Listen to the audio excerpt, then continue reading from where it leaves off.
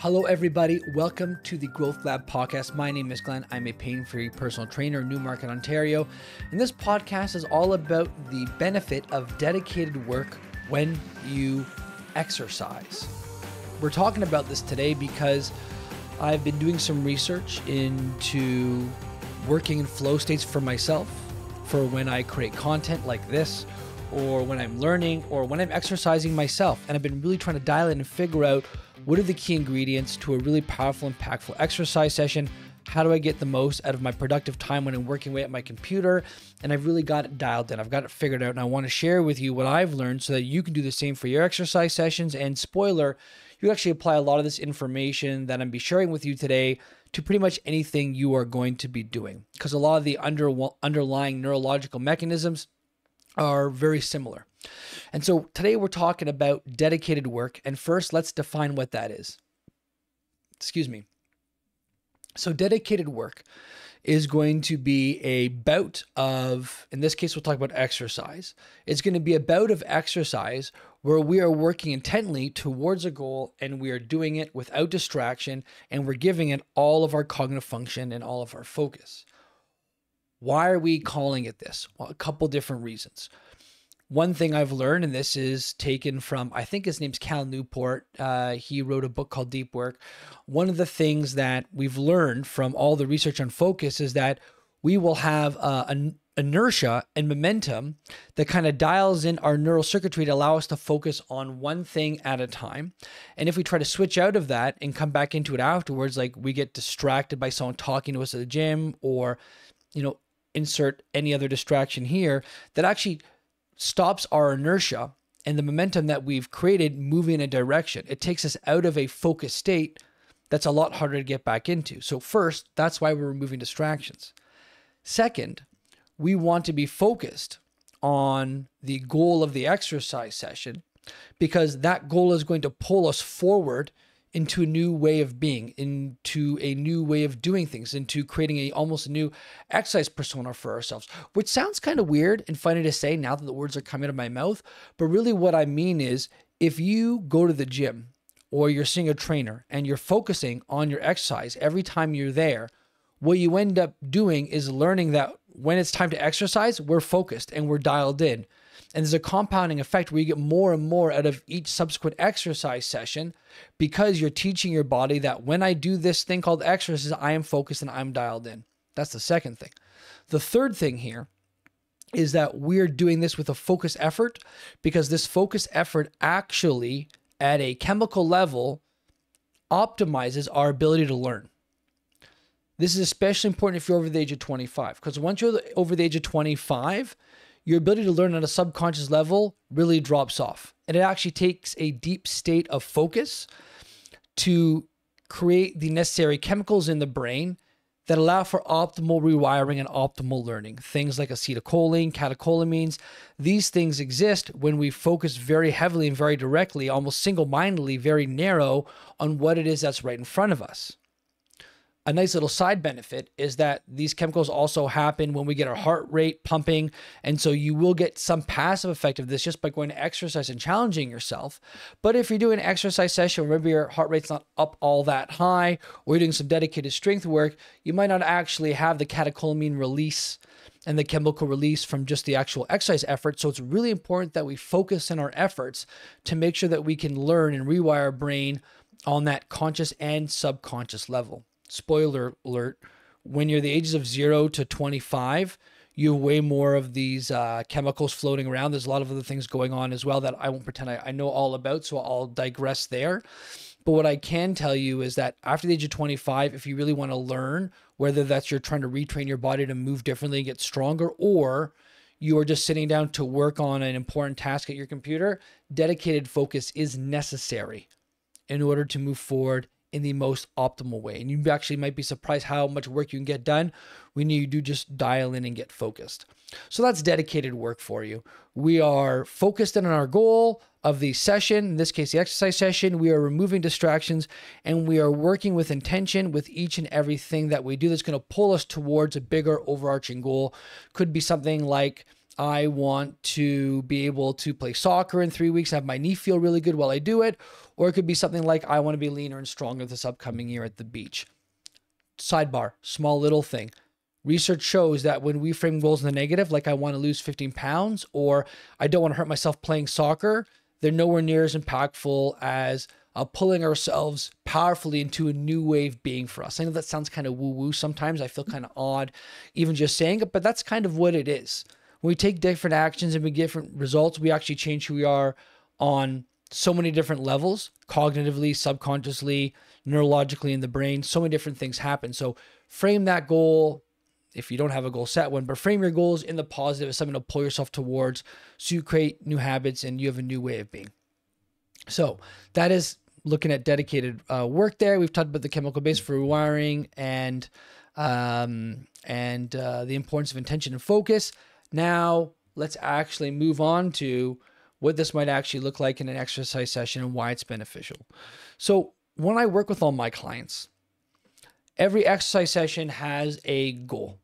Doesn't mean we don't pivot away from what we're doing if they change things during the session, but every exercise session has a goal.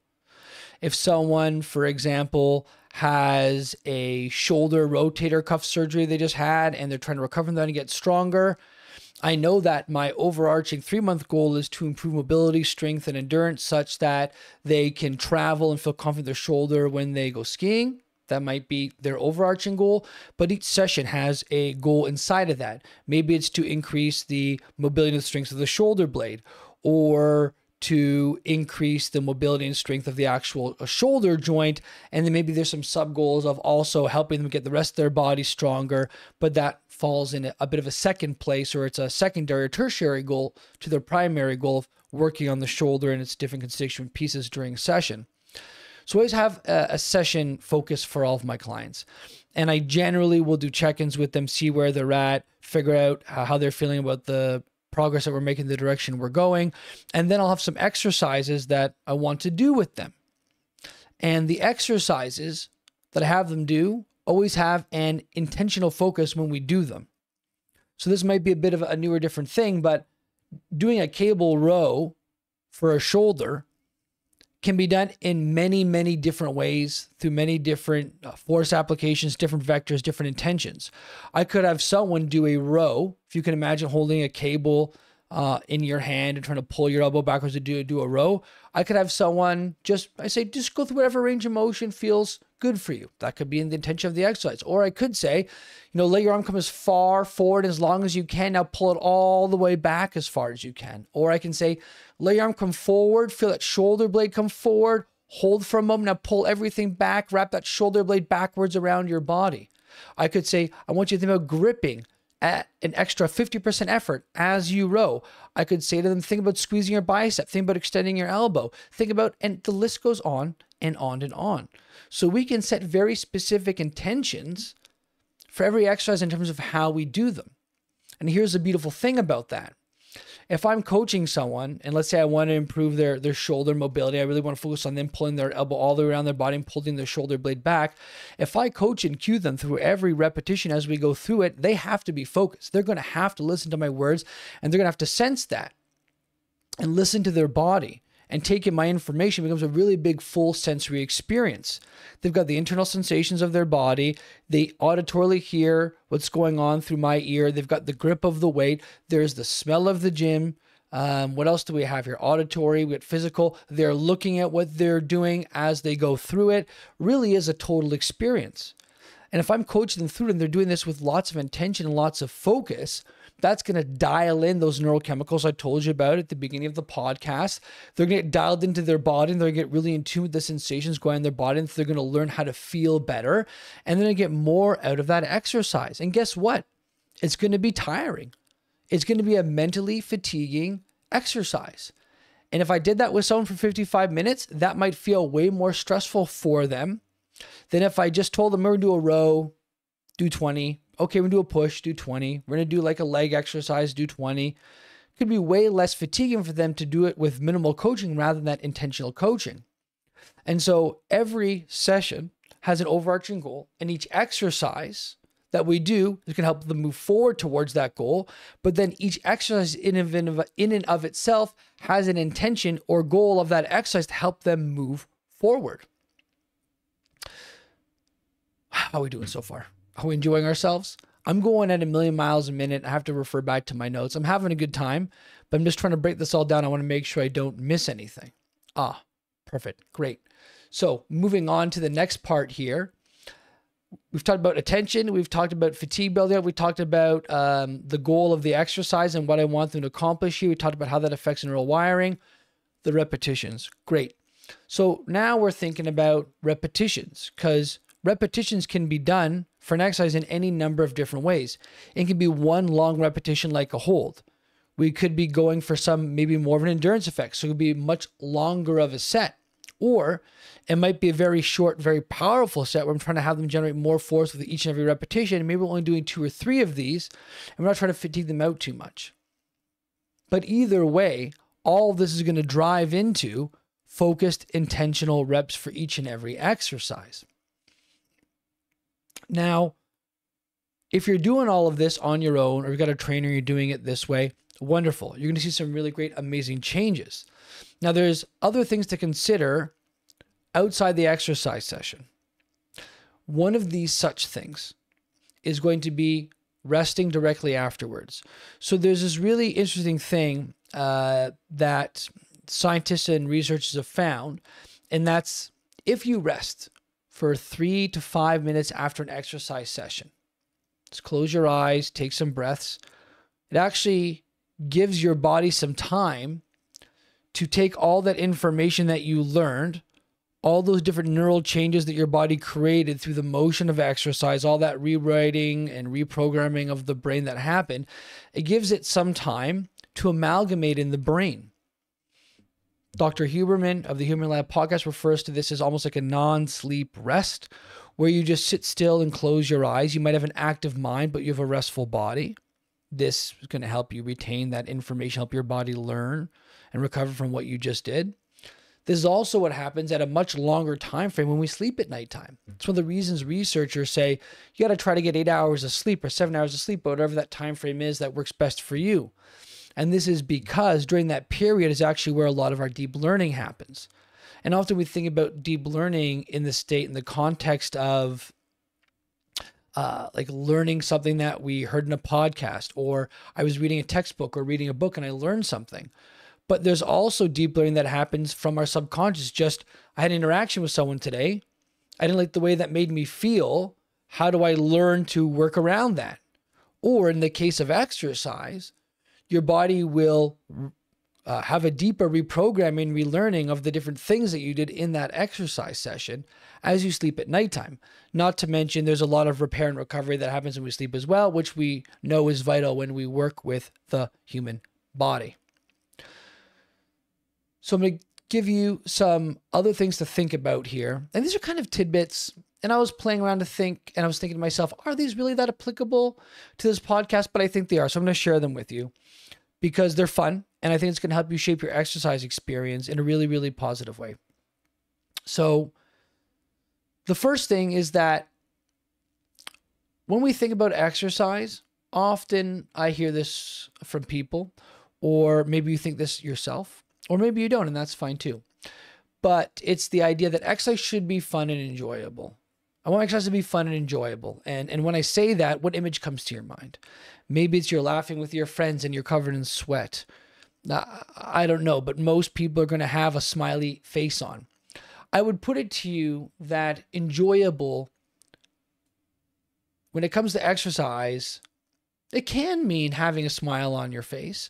But I think oftentimes enjoyable will feel more like I did some really good hard work today and I feel accomplished. And because I feel accomplished, I'm going to reflect back and look at that exercise session and say to myself, that was enjoyable. Because very often doing intentional exercise, because it's fatigue and requires lots of focus, and there could be some burn or some challenge to the different tissues in your body that have you feel a certain way, it doesn't often feel that, enjoyable, quote unquote, inside of the session.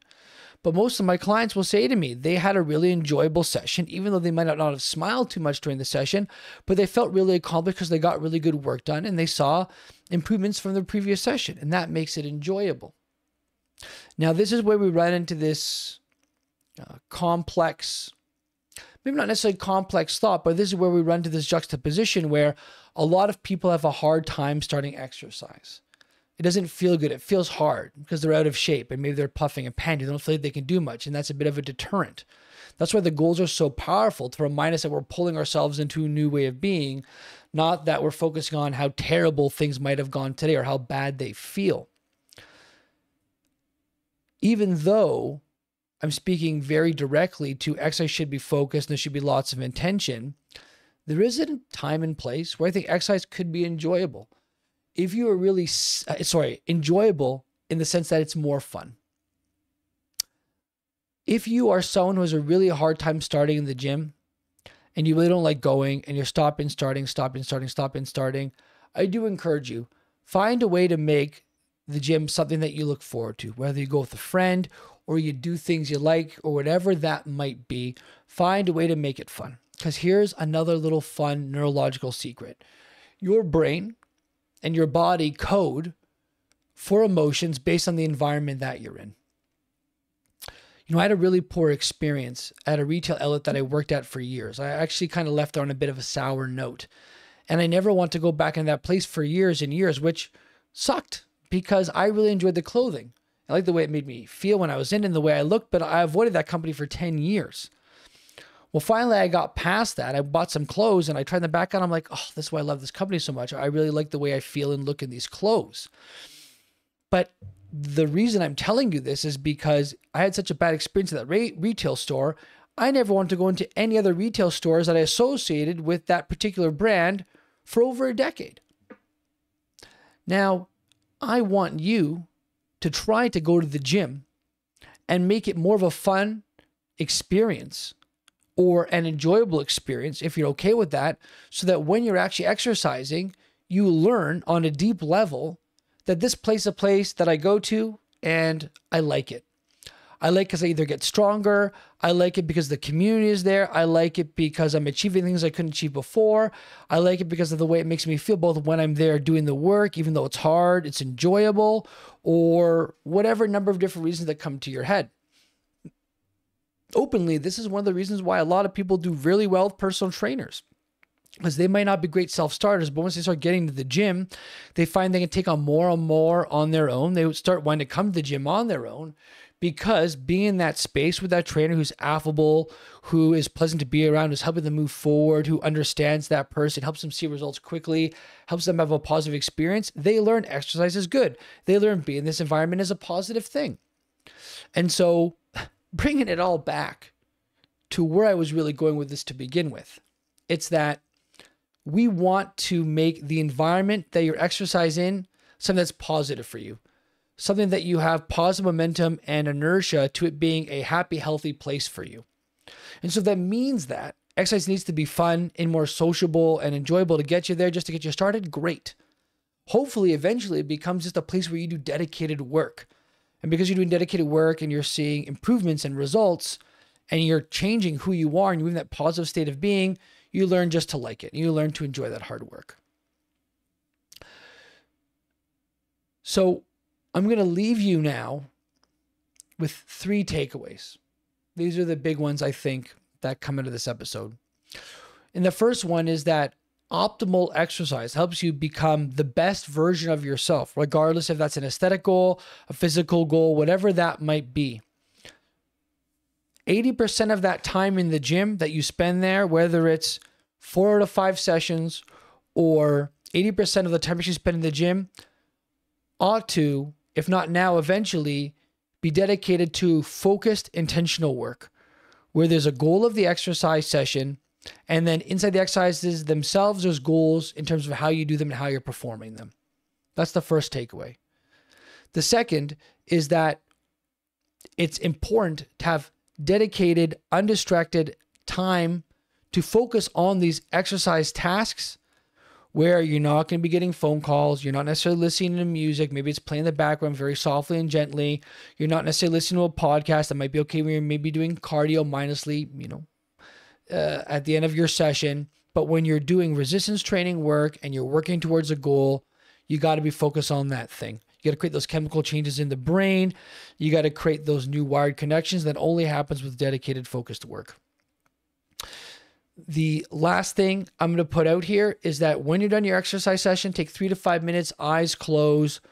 Don't think about anything. It's okay if you're just in the gym. There's other stuff going around.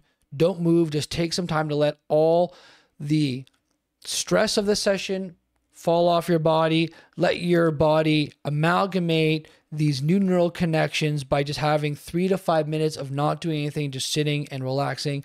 Maybe put some classical music on and just focus on your breathing. Maybe just try to tune out the world and just think about whatever comes to mind. All these are going to be just fine. Do this right after an exercise session. This is my episode on dedicated work. I really hope you found it beneficial. I hope it was helpful. If you need support with your body and you're in the Newmarket, Ontario area, give me a shout. My name is Glen Owen. You can find me at glenowen.ca. I would love to help you and support you with your physical goals, because my purpose is to help people move and feel their best and confident in their bodies so they can go and enjoy life. And I know that can be hard sometimes to figure it on your own. So if you want someone in your corner and you think I might be a good fit, feel free to email me, glen@glenowen.ca, or send me an email. Call me, 647-466-0449. Everybody, this has been another episode of the Growth Lab podcast, all about dedicated focus in the gym. Take care.